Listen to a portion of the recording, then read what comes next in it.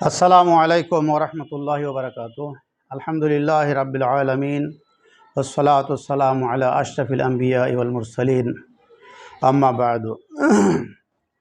আমাদের প্রাণপ্রিয় শিক্ষা প্রতিষ্ঠান কালাই ইসলামিয়া মহিলা দাখিল মাদ্রাসা, এই মাদ্রাসাটি কালাই উপজেলার মধ্যে একমাত্র মহিলা মাদ্রাসা।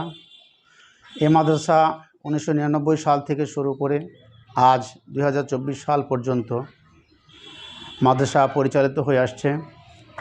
এখানকার দক্ষ শিক্ষক মণ্ডলী মাশাআল্লাহ, তারা অনেক যত্নের সাথে আমাদের ছাত্রীদেরকে পাঠদান করে থাকেন।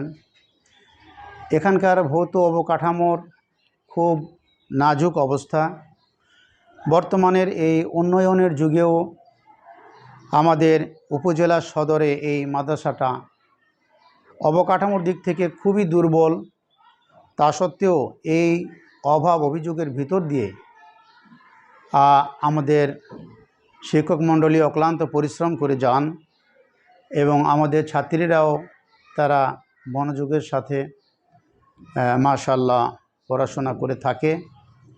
2024 সালের দাখিল পরীক্ষার ফলাফল আলহামদুলিল্লাহ, আমরা আল্লাহ পাকের শুকরিয়া আদায় করছি যে আমাদের 13 জন পরীক্ষার্থীর মধ্যে 13 জনই পাস করেছে। তার মধ্যে 4 জন জিপিএ 5 পেয়েছে এবং আর 9 জন তারা এ গ্রেড পেয়েছে আর কি। এটা নিঃসন্দেহে আমাদের জন্য খুশির সংবাদ যে ফলাফল আলহামদুলিল্লাহ অনেক ভালো। এলাকার জনগণের দৃষ্টি আকর্ষণ করছি, আপনারা যারা দিন শিখাতে ইচ্ছুক, আমরা আমাদের মাদ্রাসায় কোরআন হাদিস এবং শরীয়তের হুকুম আহকামগুলো নিয়মিত ক্লাসের মাধ্যমে আমরা শিক্ষা দিয়ে থাকি। অর্থাৎ আমরা এই ক্লাসগুলো আলাদা ধর্মীয় শিক্ষার ক্লাস হিসাবে মাদ্রাসা বোর্ডের যে টেক্সট বুক আছে বা কারিকুলাম আছে, সেই কারিকুলাম ছাড়াও সেই কারিকুলামকে পরিপূর্ণ ফলো করার পরে আমরা প্রতিদিন একটা আলাদা ক্লাস গ্রহণ করি, সেই ক্লাসে আমরা এগুলো শিক্ষা দিয়ে থাকি। সুতরাং আপনারা যারা বাচ্চাদেরকে অন্ততপক্ষে দিন শিখাতে চান এবং শরীয়তের উপরে আমল করুক, এ বিষয়ে চাইলে আপনারা আমাদের মাদ্রাসায় আপনাদের মেয়েদেরকে বা আপনাদের সন্তানদেরকে পড়াতে পারেন।